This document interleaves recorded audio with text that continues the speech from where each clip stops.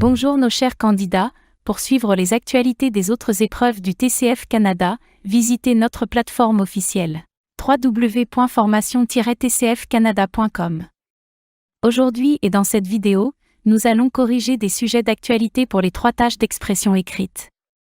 Gardez à l'esprit de ne pas utiliser nos rédactions lors de vos tests pour éviter le plagiat. Tâche 1. Pour cette tâche, vous allez rédiger un message.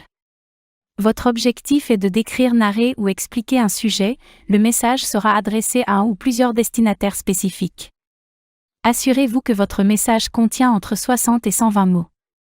Cette tâche évalue votre capacité à communiquer efficacement par écrit. Concentrez-vous sur la clarté et la pertinence de vos idées. Sujet. Écrivez un courriel à vos amis pour les inviter à un anniversaire surprise de votre meilleur ami. Lieu, date, horaire, etc. Objet. Invitation à un anniversaire surprise. Salut les amis. Je vous écris pour vous inviter à un événement spécial, l'anniversaire surprise de Julie. Ça se passe le samedi 15 mars à 18h chez moi, au 12 rue des Lilas, Paris. Nous voulons vraiment que ce moment soit inoubliable, alors je compte sur vous pour être là à l'heure pour ne rien gâcher.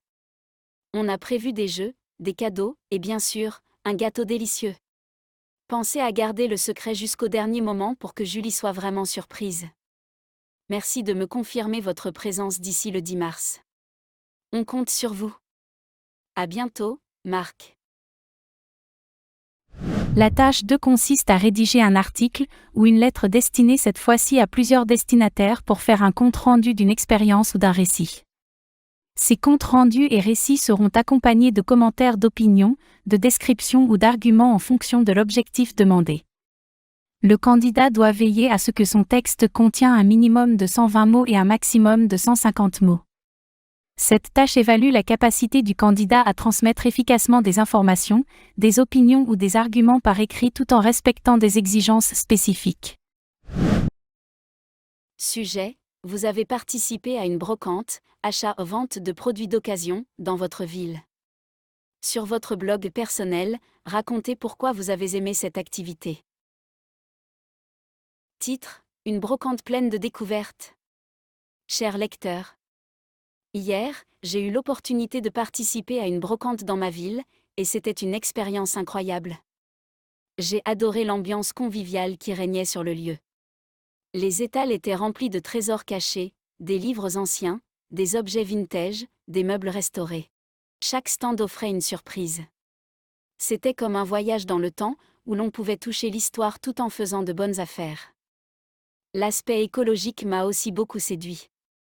Donner une seconde vie à des objets au lieu de les jeter, c'est une belle manière de réduire notre impact sur l'environnement. En plus, j'ai trouvé des pièces uniques que je ne trouverai nulle part ailleurs. En somme, cette brocante m'a permis de mêler plaisir, économie et respect de la planète. Je recommande vivement cette activité à tous ceux qui aiment les bonnes affaires et l'authenticité. À bientôt pour de nouvelles aventures. La tâche 3 implique d'écrire un texte qui compare 2 points de vue opposés tels que présentés dans 2 documents courts et simples d'environ 80 mots chacun. Ensuite, le candidat doit prendre position sur le thème abordé dans les 2 documents.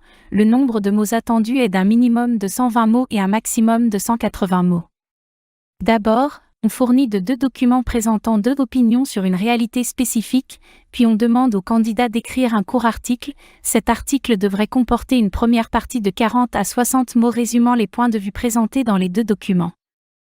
Il devrait également inclure une deuxième partie de 80 à 120 mots maximum exprimant le propre point de vue du candidat sur le sujet discuté dans les 2 documents.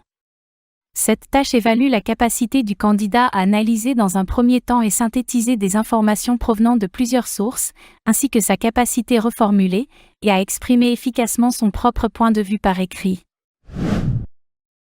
Les vols à bas prix. Document 1. Je fais souvent mes voyages avec des compagnies aériennes à bas prix. Les compagnies low cost mettent à disposition des prix inférieurs à ceux proposés par les compagnies aériennes régulières. Cela me coûte des fois moins cher que de voyager en voiture ou en train. Avec ces tarifs-là, vous en doutez qu'il y a un hic, en effet, vous n'aurez le droit à aucun service à bord, ni aliments, ni boissons. Je dirais donc que le low-cost n'est surtout pas fait pour les vols long courriers. Les vols à bas prix. Document 2.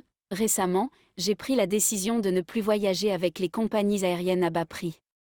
En effet, j'ai longuement réfléchi afin de prendre ma décision, mais ce choix était évident: des sièges inconfortables, des conditions de travail pénibles et surtout des avions vétustes qui remettent en cause la sécurité. Dès lors, pour certains voyages, je vais opter pour la voiture ou même le train, ce dernier permet même de découvrir de jolis paysages. Quant au long trajet, vaut mieux prendre un vol en compagnie régulière. Les vols à bas prix, avantages et inconvénients. Les vols à bas prix sont populaires pour leur coût attractif, mais ils présentent des avantages et des inconvénients. D'un côté, ils permettent de voyager moins cher, bien qu'ils n'offrent pas de service à bord. De l'autre, certains voyageurs préfèrent éviter ces compagnies en raison de l'inconfort, des mauvaises conditions de travail et des questions de sécurité. À mon avis, les vols à bas prix sont intéressants pour des trajets courts, surtout quand on veut économiser de l'argent. Par exemple, j'ai souvent utilisé ces compagnies pour des escapades de week-end. Toutefois, je trouve qu'elles ne sont pas adaptées aux longs voyages. Les sièges inconfortables et l'absence de service à bord peuvent vite rendre l'expérience désagréable, surtout lors de vols longs. De plus, la question de la sécurité me semble cruciale. Si les avions sont parfois plus anciens, cela peut créer une inquiétude légitime. Personnellement, pour des trajets plus longs ou lorsque la sécurité est en jeu, je préfère opter pour des compagnies régulières, malgré un tarif plus élevé.